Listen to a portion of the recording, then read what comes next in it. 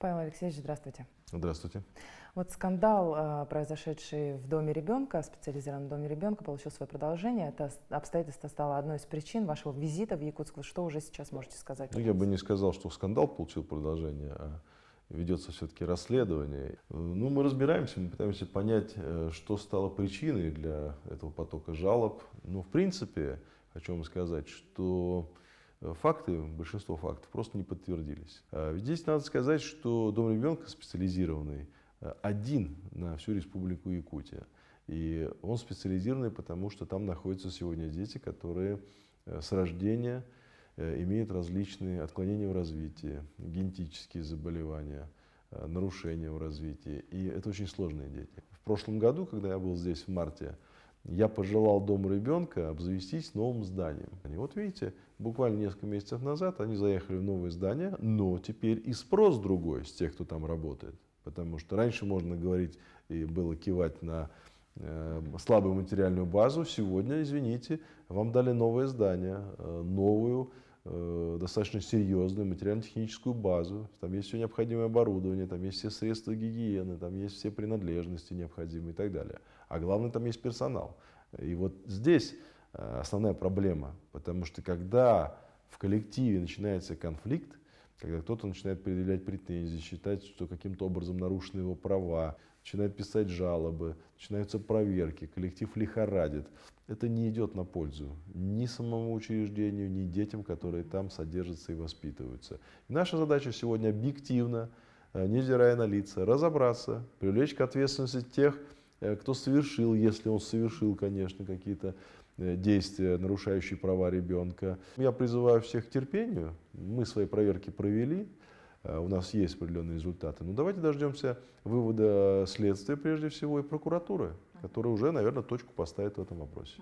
В Якутии с каждым годом увеличится количество преступлений, совершенных против детей.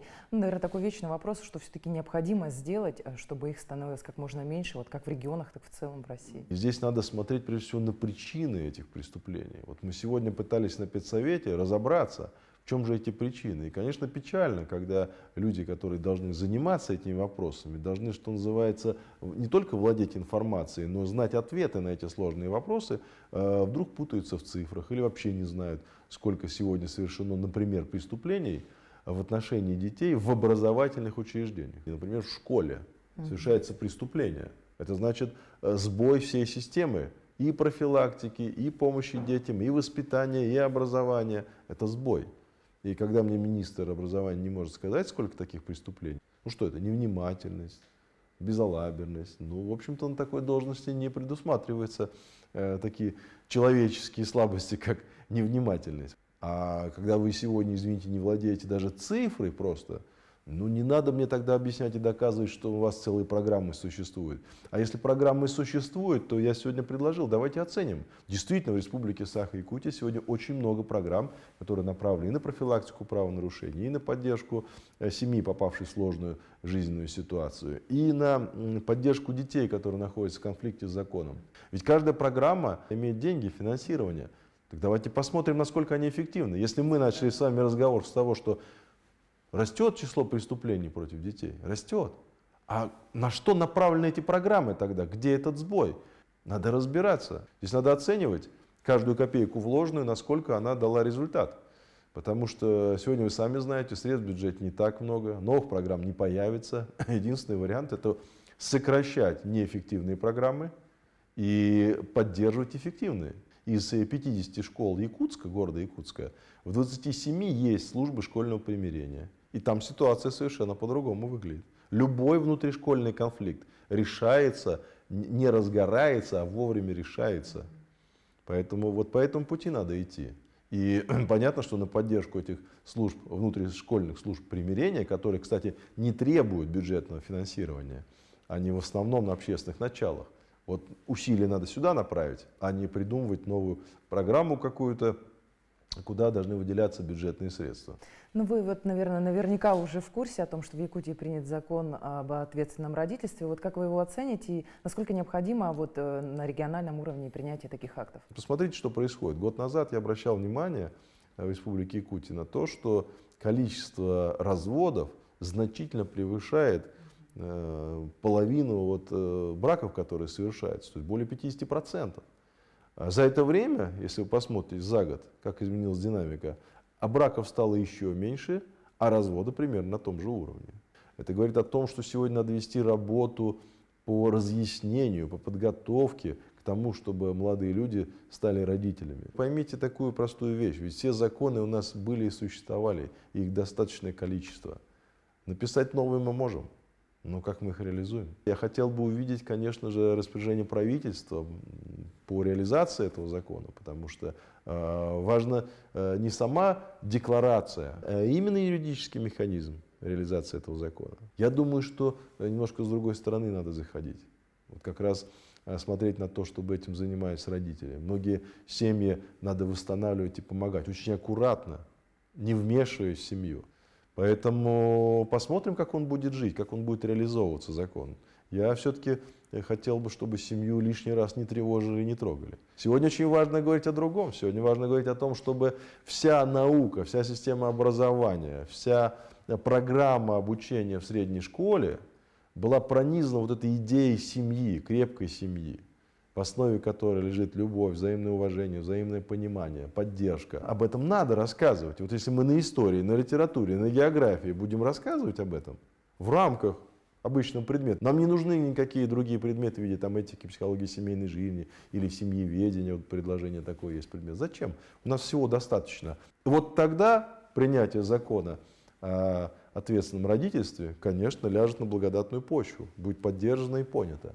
А пока, к сожалению, не все готовы к такому закону. Вы были у нас и в прошлом году, до этого не раз, да? Вот изменилась ли ситуация с детьми, от которых отказываются, либо наоборот, которых усыновляют по семейным детским домам? Вообще какой климат у нас в регионе? По отказным детям количество их невысоко, оно серьезно снизилось за последние 5 лет. Оно не превышает 30 детей ежегодно. В принципе, на население почти в 1 миллион. Это небольшое число отказных детей. Меньше стали лишать родительских прав. Если посмотреть дом ребенка, о котором мы сегодня уже говорили неоднократно, когда мы здесь были первый раз в 2010 году, в доме ребенка было 186 детей. 186. Сегодня их 86. Понимаете, на 100 меньше. И задача какая сегодня у детского дома, у дома ребенка, у интерната? Это подготовка ребенка к устройству в семью. Посмотрите, сколько устраивают семьи. Все последние 4 года динамика роста наблюдалась семейного устройства. Мы видим, что за последние 5 лет в детских домах в 2,5 раза меньше детей осталось. Потому что они просто уходят в семью, и они не попадают в детский дом. Сегодня дом ребенка – это не просто должно быть учреждение такого полумедицинского характера, где дети содержатся до 4 лет, а потом переходят в интернат. Да что вы. Сегодня в доме ребенка, и мы уже принято решение такое, с главой мы будем республики это обсуждать, на базе этого нового, красивого, светлого, современного здания сделать 2 отделения. Паллиативное, потому что есть отделение, так называемое отделение милосердия, где находятся дети, их там 10, которые прикованы к постели. И второе отделение для обучения родителей воспитанию, обслуживанию, реабилитации детей с такими заболеваниями. Надо сегодня туда приглашать тех, кто живет вне дома ребенка, и тот, кто не бросил своего ребенка, ему в 10 раз тяжелее. Специалисты должны их обучить, поддержать, рассказать, как правильно с таким ребенком заниматься, и заодно помочь, если надо, на реабилитацию направить, на санаторно-курортное лечение, на лечение отправить. И еще надо работать с теми, кто только задумывается о том, чтобы взять такого ребенка особенного. А ситуация такова, что сегодня, когда население детских домов уменьшилось больше, чем в 2,5 раза, там остаются кто? Там как раз и остаются дети с инвалидностью, с особенностями развития. Поэтому именно на них надо ориентировать сегодня подготовку будущих приемных родителей. Ну что ж, Павел Алексеевич, огромное спасибо за интересную беседу. Спасибо, что нашли время для нас. Спасибо. Всего доброго.